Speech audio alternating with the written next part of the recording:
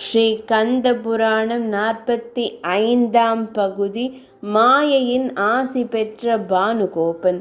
சூரபத்மன் போர் குறித்த சிந்தனையில் ஆழ்ந்திருந்த வேளையில் மனைவி பதும கோமளையும் மகன் பானுகோபனும் வந்தனர்.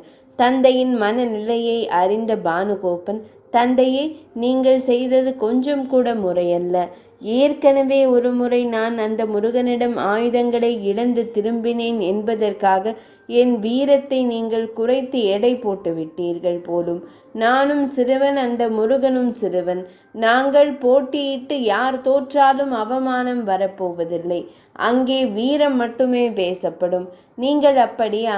அண்ட சராசரத்தை அடக்கி ஆளும் சக்கரவர்த்தியான தாங்கள் அந்த முருகனை வென்றால் ஒரு சிறுவனை வென்றுவிட்டதாக சூரன் கொக்கரிக்கிறான் என்றும், தோற்று போனால் கேவலம் ஒரு சிறுவனிடம் போய் சூரன் தோற்றானே என்றும் தான் உலகம் படிக்கும். எப்படி பார்த்தாலும் அது உங்களுக்கு அவமானத்தையே தேடித்தரும். கவலைப்படாதீர்கள் தந்தையே, மீண்டும் நான் செல்கிறேன். அந்த சிறுவனை தூக்கி வந்து தங்கள் காலடியில் போடுகிறேன். அவனை ஒழித்து விடுங்கள். அந்த முருகனிருக்கும் தைரியத்தில் திமிர் பிடித்து அலையும் பிரம்மனையும் விஷ்ணுவையும் சிறையில் தள்ளுங்கள் என்று கூறிவிட்டு ஆவேசமாக புன்னகைத்தான்.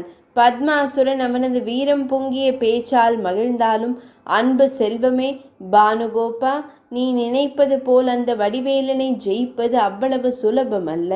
அவனை நான் பார்த்து கொள்கிறேன். வேண்டுமானால் அவனுக்கு வலது கையாக இருக்கிறானே ஒரு தூதன், வீரபாகு, அவனை பிடித்து கொண்டு வா என்றான் வீராப்புடன். பானுகோபன் தலையசைத்தான். ஒரு நொடியில் வருகிறேன் தந்தையே என்றவன் தாய்க்கு பதும கோமளையிடம் ஆசி பெற்று புறப்பட்டான். வீரபாகுவும் சாதாரணமானவன் அல்ல என்பது பானுகோபனுக்கு தெரியும். அவனை வெற்றி கொள்ள சாதாரண அஸ்திரங்கள் போதாது.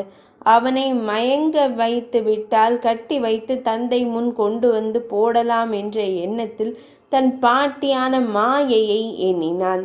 அவள் கஷ்யப முனிவரின் மனைவியாக இருந்து அசுரகுலத்தை உருவாக்கியவள் சூரபத்மனின் தாயாவாள். பானுகோபன் நினைத்த மாத்திரத்தில் பாட்டியான மாயை அவன் முன்னால் வந்தாள். பானுகோபா, என் செல்ல பேரனே, வீர திருமகனே, எதற்காக என்னை அழைத்தாய்? என் அன்பு பேரனுக்காக எதையும் தருவேன் என்றாள். பானுகோபன் அவளிடம், எங்கள் குலத் தலைவியே, என் அருமை மூதாட்டியே, அசுரர் குலத்திற்கு முருகன் என்பவனால் ஆபத்து வந்துள்ளது. அவனது தூதனாக வந்த வீரபாகுவை கட்டி இழுத்து வரும்படி தந்தை கட்டளையிட்டிருக்கிறார். நீங்கள்தான் அசுர குலத்திற்கு வித்திட்டவர்கள். அந்த தேவர் படையை வெல்லும் ஆலோசனையையும் ஆயுதமும் தந்தால் அவனை பிடித்து விடுவேன் என்றான். பானுகோபா, உங்களால் தேவர்களை வெல்ல முடியாமல் போனதற்கு காரணம் உண்டு. பிரம்மனையும் விஷ்ணுவையும் அதிகமாக கொடுமைப்படுத்தி இருக்கிறீர்கள். அப்படியான நிலையில் அவர்களை வெல்வது என்பது சாத்தியமல்ல. இருந்தாலும் முயற்சி உள்ளவன் வெற்றி பெறுவான் என்ற விதிகளின் அடிப்படையில் உனக்கு ஒரு அபூர்வமான ஆயுதத்தை தருகிறேன். இந்த மோகனாஸ்திரத்தை எய்தால் யாராக இருந்தாலும் மயங்கி விடுவார்கள். அந்த நிலையில் அவர்களை கட்டி இழுத்து போக வசதியாயிருக்கும். வெற்றி உனதே என்று வாழ்த்தி பேரனை உச்சி முகர்ந்து அஸ்திரத்தை கொடுத்துவிட்டு மறைந்து விட்டாள் மாயை.